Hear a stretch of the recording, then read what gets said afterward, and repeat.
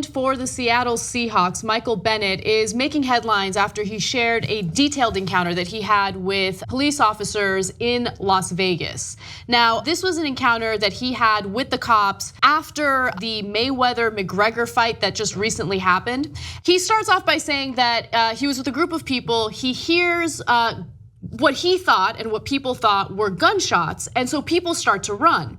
At that point, cops approach him and they single him out. Now, I'm gonna give you his exact wording. This is a statement that he released on Twitter to share his story. He said, after the fight, while heading back to my hotel, several hundred people heard what sounded like gunshots. Like many of the people in the area, I ran away from the sound looking for safety. Las Vegas police officers singled me out and pointed their guns at me for doing nothing more than simply being a black man in the wrong place at the wrong time. Now, he details what they did to him physically. As I laid on the ground, remember at this point they've apprehended him, complying with his commands to not move, he placed his gun near my head and warned me that if I moved, he would blow my head off. Terrified and confused by what was taking place, a second officer came over and forcefully jammed his knee into my back, making it difficult for me to breathe. They then clinched the handcuffs on my wrist so tight that my fingers went numb. Now, that was his explanation of the encounter. TMZ managed to obtain some surveillance of what occurred, and they released it on their website. We have a portion of that surveillance for you, and it seems to corroborate Bennett's version of the encounter. I want to show that to you guys right now. So I got you.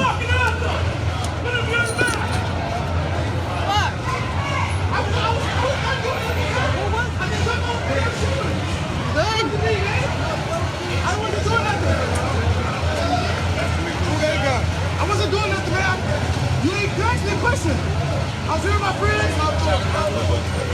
They told us to get out. Everybody ran. Did you ask me a question, sir? Okay, man. Put hands together. So later on, they placed him in a patrol car and then later let him go when they realized who he was. Again, he is the defensive end for the Seattle Seahawks. He is not any type of criminal. He did absolutely nothing wrong. In fact, after an investigation, they found out that those sounds weren't even from a gun. And he is planning on filing a civil lawsuit against the police department. Okay, so a civil rights lawsuit. Okay, so he said that they were they said they were gonna blow his effing head off. Now the TMZ video starts later, as you can tell. Guy starts recording. You go look down. At that point, the cops got the knee on his back, just like Bennett described. And so look, if there was an APB out for a guy who looked just like Bennett, they better have it contemporaneously from the time, and they better put it out. But think about what happened and how impossible that is. They thought they heard gunshots and police were there because of the fight and responded immediately. How could there be already a report about an incident that happened seconds ago describing who did it? That's pretty much impossible. If they have it, boy, they should share it with the public immediately.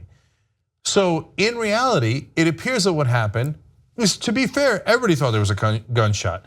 Bennett thought there was a gunshot. That's why he was running away, like almost everyone else was, right? Cops hear what they think is a gunshot. They look into a crowd and they're like, large black man, let's arrest him. Why? No, but it's a literal question. Why him out of all the people in the crowd?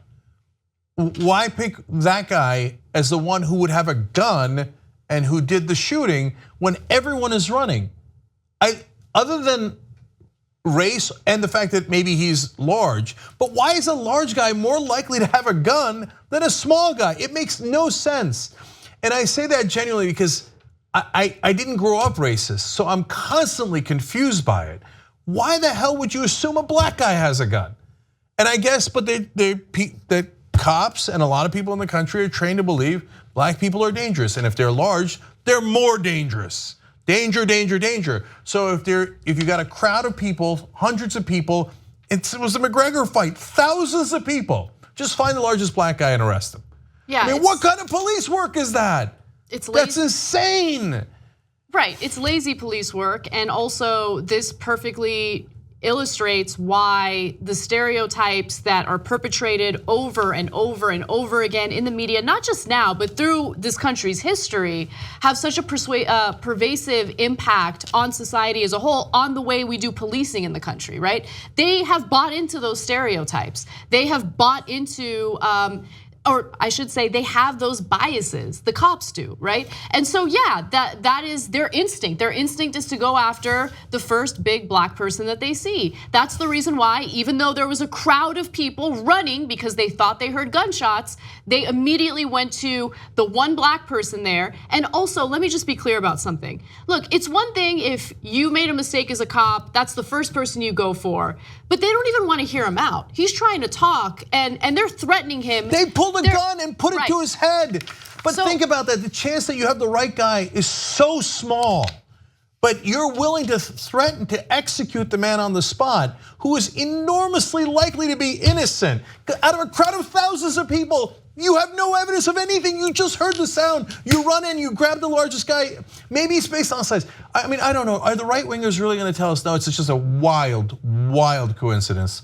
It could have been a small white guy, and they just happened to grab. No, they are going to say that. They are. They are going to say that. They are going to make excuses for it. Do you really believe that? Because how could you possibly believe that? Because they don't care. They don't care, okay? They don't care. They're much more interested in, and not all conservatives, but certainly the ones that we hear about and hear from in the media, they are much more interested in painting Black Lives Matter as a terrorist organization, as opposed to looking at this deep injustice that we have in the country. And of course, it disproportionately impacts minorities, disproportionately impacts black people, but it impacts every single one of us, because when you embolden cops to this point where they feel safe enough to pull a gun and point it to someone's head without even knowing whether or not this person is guilty of committing any crime, well, then anyone can be a victim of that kind of stuff. He's lucky he didn't get shot, right? No, he's enormously lucky, because at that point when the cop has pulled his gun,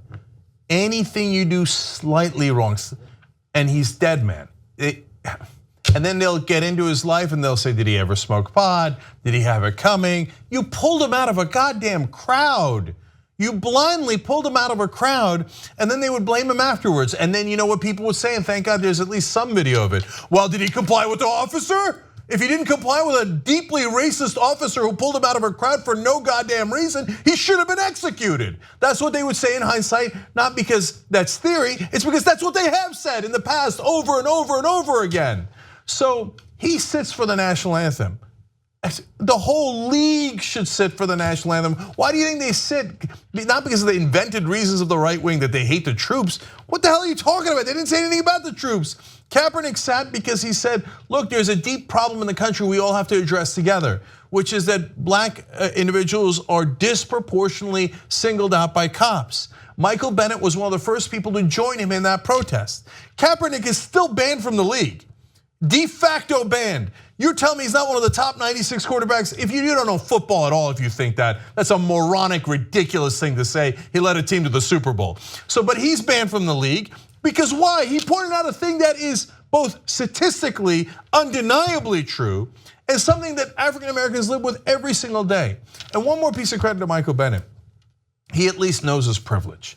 So he doesn't have white privilege, obviously, as we just saw, but he has the privilege of being rich and famous. So after keeping him in a cop car for a while and after having nearly executed him, they're like, oh, he's famous. They're like, sorry, you get to go. Now imagine if he wasn't famous. Imagine he wasn't a football player or rich. And Michael Bennett, to his great credit, has imagined that. And he's like, God knows what would have happened to me and how long they would have kept him in prison, etc. They didn't have any evidence in the first place. And he says, look, at least I'm lucky. They could look me up and see, oh, damn, oh no, we're gonna get in trouble because he's famous. We gotta let him go. So everyone who's mad about the protest, because that was one of the coincidences of this whole thing. And Michael Bennett is the next biggest name that has started to do the national anthem protest before games. And to join Kaepernick, as you said. So imagine your disdain, your anger, every time this guy sits down or says something that you don't like, that now he doesn't support the troops, he hates your flag, oh, he's so reverse racist. So when you think about that and you hate his lack of respect for the things you've created, this straw man you've built, how much do you respect his life? Do you respect the fact that he was wondering if he's gonna see his daughters ever again, if he's ever gonna see his wife again? He detailed all this in his little letter.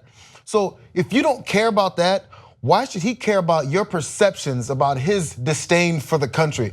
Why do you think he should care about what you feel when you don't even care about his life? Right. His life, whether or not he's gonna see his children again. So why the respect that you expect him to have for you should go both ways. If you don't think it should, then you're the problem. You're the beginning of the problem. And by the way, when and I know we've said this many times, but when you watch your national anthem at home, or you go to the bar and watch your damn team, if you don't stand up and put your hand over your heart and take your motherfucking hat off, you are a piece of shit. You're a hypocrite and you have nothing else to say about this. If you're sitting down when that national anthem is playing, oh man, you should be sent away. You hate our troops, you hate our flag. I've been to 1,000 stadiums. Some people do stand up. Most people do not stand up. They don't put their hand on their heart. They don't do any of that goofy stuff. I was in a stadium yesterday. They don't do it. They don't do it. Most people are at the concession stands. Yeah. They're going to the bathroom. How dare you be getting a hot dog while our beloved national anthem is playing? You don't mean it for a second. You just want a reason to hate these guys. And look, Colin Kaepernick is an American hero. Later, I guarantee it, write it down in stone, he will be treated as a hero. Just like they did with the 1968 Olympics, just like with Muhammad Ali objecting to the war. Later, decades later, they'll say, wow, that was so brave. He risked his whole career, lost millions upon millions of dollars to make a statement about other African Americans who were being treated poorly. But now we're in the middle of the gross, ridiculous discrimination against an American hero today. We're in the middle of it, and we're in the middle of this hateful country. Not everybody, I think the majority of people actually would support Kaepernick, and nobody ever asked. They always say oh, there's a couple of Trump supporters who don't like Kaepernick, we should ban him from the league. How about all the people who like Kaepernick? How about all the people who agree with him? Oh, they don't count, they're black, or they're white, or they're liberals, I don't care. Well, I only listen to conservatives because the owners happen to be billionaires. What a wonderful coincidence. Almost all of them are Republicans. What a wonderful coincidence. Robert Kraft showed up at the inauguration with Donald Trump holding hands. Oh, what a wonderful coincidence. And then somehow liberals are running the country? No. The billionaires are the ones that set the rules, literally in the NFL. So Michael Bennett's an American hero, Kaepernick's an American hero. The entire league should sit for the national anthem until something is done.